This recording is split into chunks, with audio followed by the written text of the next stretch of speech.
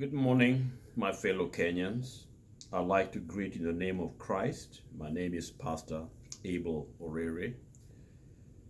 I live in the United States. I'm a dual citizen of both Kenya and United States. Um, my concern is the fact that I'm beginning to see the trend that we had here in the United States.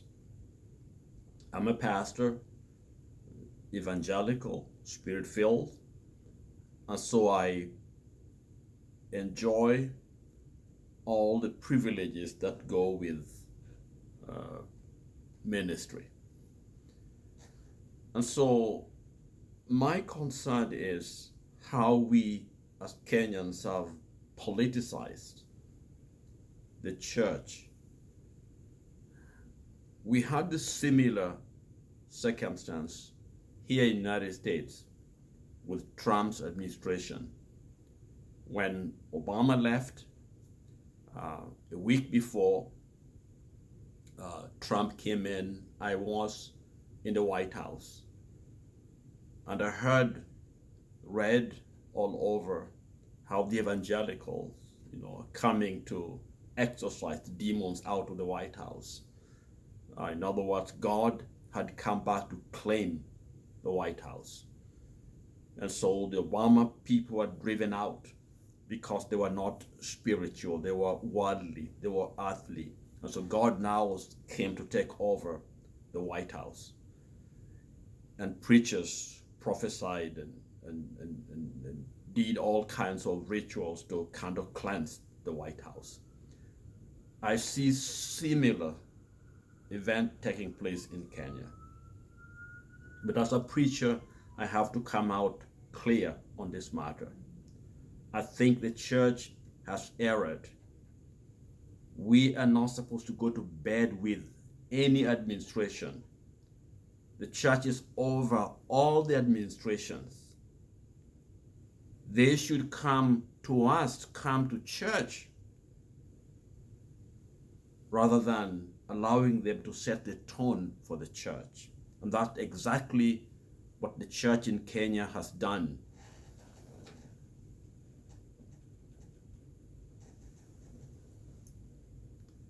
Selling of our souls as ministers. It began all the way in Karen, where people would go there to collect money. And we know that happened in Nyayo era, and the church voice was muzzled. Right now, I don't know the difference between the church and this government. I think we must be clear in the church that we separate religion from Christ. I think we are selling religion. We don't stop the pastors and the president from being a spiritual man. He should be. We should pray for him. But when he makes the church, when he mixes the state and the church together, then we are in trouble. Will he bring in the Hindus to do their own thing? How about atheists to come and do their thing in the State House? Because we are a secular society. And that's what makes us special. Because I, as a preacher, I can share Christ, I can preach Christ. It's a relationship that allows life to be transformed. Not the church, not the thing, not the organizations. So I think we got to make that distinction. I think as pastors, we have failed to make that separation. We want our nation to be a godly nation. We want people that are ethical, doing things the right way. That's what we are praying for, that our country can go. We are not there to sell religion. So I think that distinction has to be made, and the church is the one indicted in this particular case. And so I pray that pastors and theologians should be able to correct the problem before it is too far. We've seen the American situation. Now we have a lot of court cases with the so-called the Christian Trump administration. We are having people going to jail because we sold people a wrong thing, not Christ. So I pray that God will help us open our eyes, that the church can go back to the business of the church.